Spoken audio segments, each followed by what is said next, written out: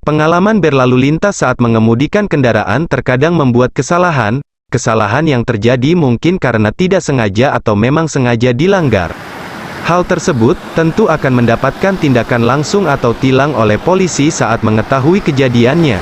Pengalaman ditilang oleh polisi pernah dirasakan oleh Yusril Iza Mahendra, pakar tata negara yang juga Ketua Umum Partai Bulan Bintang ini menceritakan pengalamannya saat ditilang.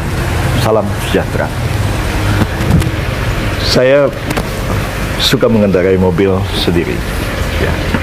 Saya sendiri pergi kemana-mana. Kalau di Jakarta, ya kadang-kadang cuma hari libur, hari Sabtu, hari Minggu, ketika jalanan agak lebih sepi. Tapi kalau di daerah-daerah, saya selalu setir mobil sendiri. Saya punya SIM, nih SIM A, juga punya SIM C. Saya kadang-kadang mengendarai sepeda motor di daerah-daerah. Saya ingin sedikit cerita. Peristiwa ini sudah terjadi lama sekali, ya kira-kira tahun 1991. Ya. Pada waktu itu saya mengendarai mobil saya dan kebetulan saya ditilang di Jalan Pemuda di Rawamangun, tidak jauh dari velodrom balap sepeda di Kampung Ambon, Pulau Mas, Rawamangun pada waktu itu.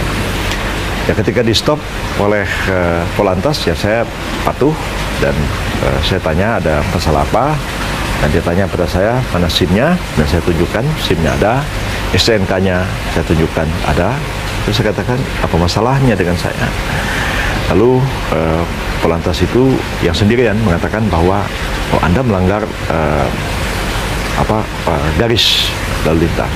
Saya bilang saya tidak melanggar karena garisnya putus-putus. Kalau garis putus-putus artinya orang boleh berbelok ke kiri. Kecuali garisnya lurus tidak putus-putus, ya itu saya tidak boleh memotong garis itu. Tapi petugas itu tetap bersikeras dan saya juga tetap bersikeras dengan aturan-aturan lalu lintas yang saya pahami. Memang demikianlah aturannya. Jadi katakan ya baiklah kalau saudara bersikeras ya kita bawa ke pengadilan. Oh saya bilang silakan. Maka saya mendapatkan surat tilang dan diberitahu minggu depan saya harus menghadap pengadilan negeri Jakarta Timur di Pulau Mas. Saya pada waktu itu tinggal di Ciputat, jauh sekali. Sekarang ini sudah masuk Kabupaten Tangerang dan Provinsi Banten. Datanglah saya kira-kira jam 9 pagi ke pengadilan negeri Pulau Mas. Banyak sekali orang di situ mau menghadiri sidang tilang. Rata-rata itu orang biasalah, banyak sekali supir angkot, supir kendaraan umum yang lain, dan juga menunggu ditilang. Tapi tunggu itu sampai jam 1 siang, itu belum juga sidangnya dimulai. Banyak orang mulai gelisah, dan ada beberapa calo juga di situ mengatakan, Pak, ngapain nunggu lama-lama? Bapak bayar aja 50.000, selesai, SIM Bapak dikembaliin. Saya bilang, nggak apa-apalah, saya mau ikuti sidang tilangnya seperti apa.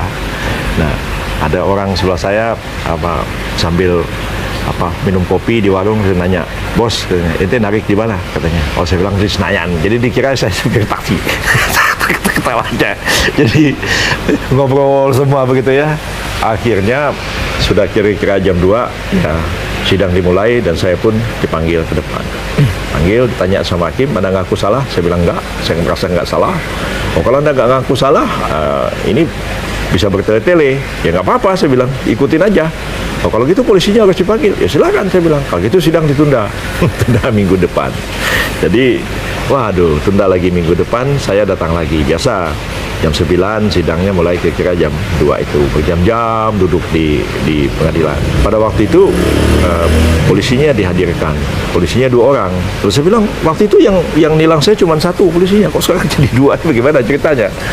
Dan dua-duanya mempertahankan bahwa saya melanggar aturan lalu lintas. Nah, Pak Hakim mengatakan ngaku salah. Kalau ngaku salah, Anda bayar denda berapa begitu, mungkin cuma Rp30.000 apa begitulah. Nah, setelah itu selesai. Tapi saya mengatakan saya tidak terima.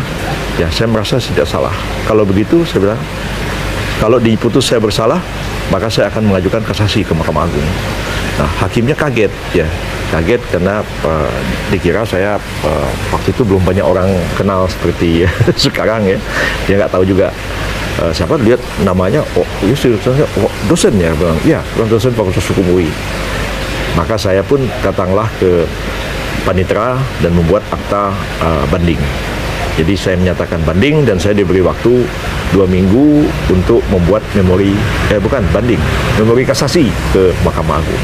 Saya pulang terpaksalah harus membuat memori kasasi ke Mahkamah Agung atas putusan Pengadilan Tilang Kota Timur. Sebab putusan pengadilan perkara ringan begitu, tindak pidana ringan, tipiring itu tidak bisa dibanding, hanya bisa dikasasi ke Mahkamah Agung. Jadi saya nyatakan saya kasasi, dan seminggu kemudian memori kasasinya saya serahkan. Dan saya minta keterangan dari pengadilan bahwa SIM saya dijadikan barang bukti, ditahan di pengadilan, supaya saya tidak ditilang lagi dengan alasan saya tidak punya SIM. Jadi saya dapat surat keterangan bahwa SIM saya dijadikan barang bukti di persidangan pada tingkat kasasi di Mahkamah Agung. Jadi saya tunggu itu ya, dari tahun berapa ya, tahun 89 lah ya, kejadian 91 ya, bertahun-tahun itu nggak ada ceritanya. Jadi selama itu saya nggak punya SIM. Yang saya kantongin adalah bukti bahwa SIM saya itu dijadikan barang bukti. Jadi lama sekali baru terjadi itu, menjelang saya jadi Menteri Kehakiman ya, tiba-tiba saya mendapat putusan dari Mahkamah Agung bahwa perkara saya dimenangkan. Jadi saya dimenangkan dalam kasus pelanggaran lalu lintas itu kira-kira sudah ya 8-9 tahun kemudian baru ada putusan kasasi dari Mahkamah Agung.